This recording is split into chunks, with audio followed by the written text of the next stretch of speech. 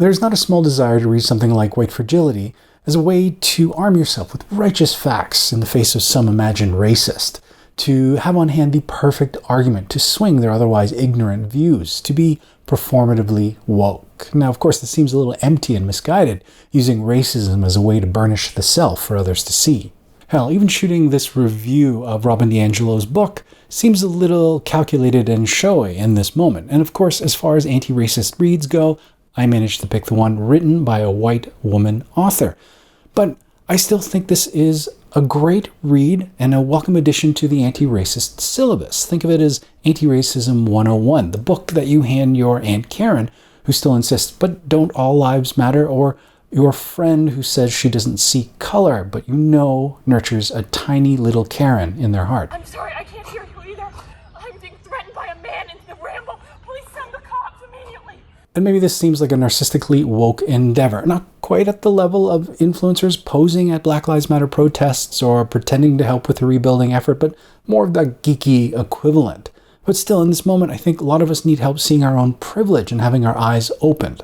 By now you're familiar with the Black Lives Movement and its growing influence in this crazy moment, but this time out they're not settling for blacked out Instagram post or hashtag advocacy. They are challenging folks to take action, to become better allies. There are resources to direct people to donate, to sign petitions, and to take anti-racist action. There are calls for people to support BIPOC, Black, Indigenous, people of color, businesses, and to understand their own biases and do the work of educating themselves, to decenter whiteness and decolonize their history. But what does all this mean? Well, frankly, Black people are done trying to explain this to people. Go out, do the work yourself. Robin DiAngelo seconds that emotion. She's constantly asked by white people, well, what do I do? Well, she says, start there. Start making a list and ask why you don't know what to do. Maybe you've never talked about racism or race with your white friends. Maybe you've never talked about racism with your Black, Indigenous, or friends of color. Maybe you don't even have Black, Indigenous, or friends of color. Maybe you've never even cared to think about it before now. Use that as your starting point. And there are no simple answers, and there's an arrogance in thinking that there could be. I mean, this is going to be work. So we're here in BookTube, so of course I'm going to gravitate towards the reading, which of course is just the start. So far I've finished Robin DiAngelo's White Fragility, Ibram X. Kendi's How to Be an Anti-Racist, and Kathy Park Hong's Minor Feelings, sort of a multiracial approach to anti-racism. But for now, let's talk about White Fragility, which I really did enjoy, which is such a weird thing to say about such a heavy topic, and maybe it points to a certain amount of privilege that I enjoy. But Robin has a way of writing in a clear and approachable way, breaking it down into manageable chunks, probably driven by her extensive experience talking to other people about this and understanding that when it comes to racism, we are all sensitive little snowflakes. And if you want a taste of what's in store of the book, just Google her name and you will find any number of talks that she's put on about this available on YouTube. It establishes some ground rules if you've never thought about racism before, and hopefully it prompts you to do some deeper reading. And yes, I get it, I'm not white, but that does not get me off the hook. I have a lot to learn when it comes to systemic racism and my own biases. Even my model minority status and how it's been used as a way to invalidate anti-racist action, that Asian American success in climbing up the class ladder is proof of Black failure, and that inequality and racism can't be what's holding Black people back, that simply hard work and strong family values is enough to overcome centuries of Black enslavement and systems of oppression, and that compare that against the selective recruitment of highly educated Asian Americans, not to mention treating Asian Americans as a monolith. I mean, it's a lot of mental gymnastics to invalidate anti-racist action. Because racism survives on inaction. If we are not actively interrupting the systems we live in, we are complicit in them. And that goes for education, healthcare, housing, representation, policing.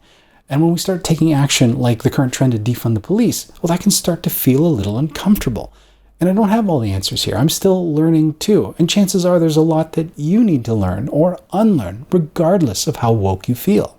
And as DiAngelo notes, white woke progressives are the absolute worst. They expend all their energy announcing to the world that they have arrived, that they are truly colorblind, that they understand that we are all equals as people in the human race, which means they don't spend any energy thinking critically examining their own biases and blind spots, and taking anti-racist action. As long as they are on the not racist side, they've done enough. They don't need to do any more. They don't need to sit with uncomfortable feelings or start thinking critically about racism or even use their positions of privilege to tackle racial inequality.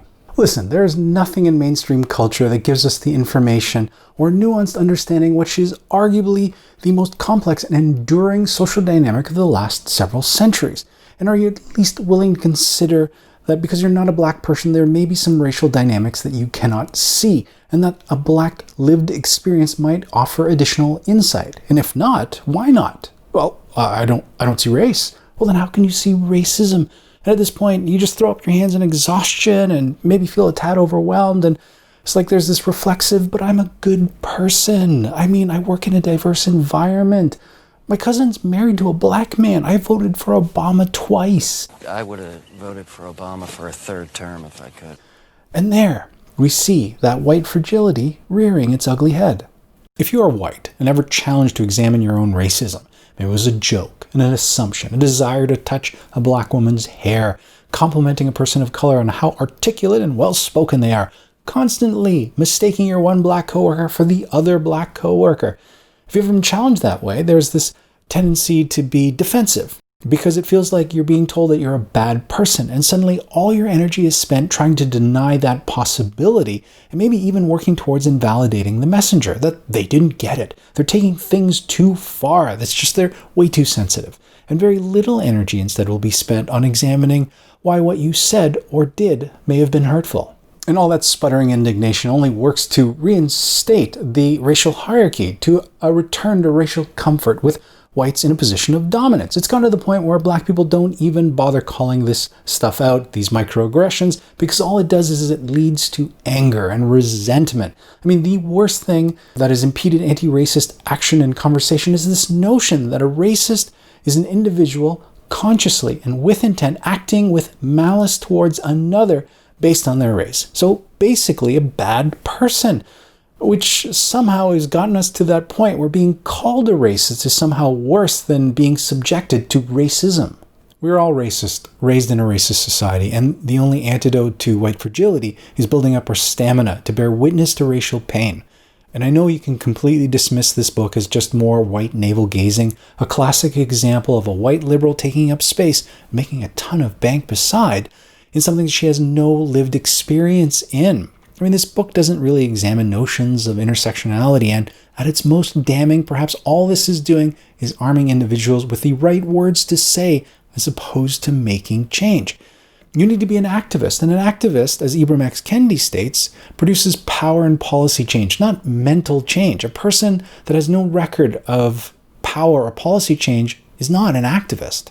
I think this is a worthy read, a great first start. I know not everybody is as completely woke as you are, but take a look at your Facebook timeline and some of the comments there, and you can see more than a few people that might benefit from a book like this. This is a great start, but if you are looking for some more advanced read, I'll have a link to a bunch of resources down below that will include a lot of anti-racist reads, as well as some essays, memoirs, children's literature, studies on housing, policing, voting, healthcare, as well as Latinx, Indigenous, and Asian studies. Anyway, this is an opportunity to do the reading, which is a great first start. Good luck finding them. Back orders at the bookstores are really, really long, and the hold list at the library are just huge. But this is a great opportunity to really level up. Anyway, that's it for me this week. Hopefully you all have a great week of reading, and we will talk to you again soon. Bye.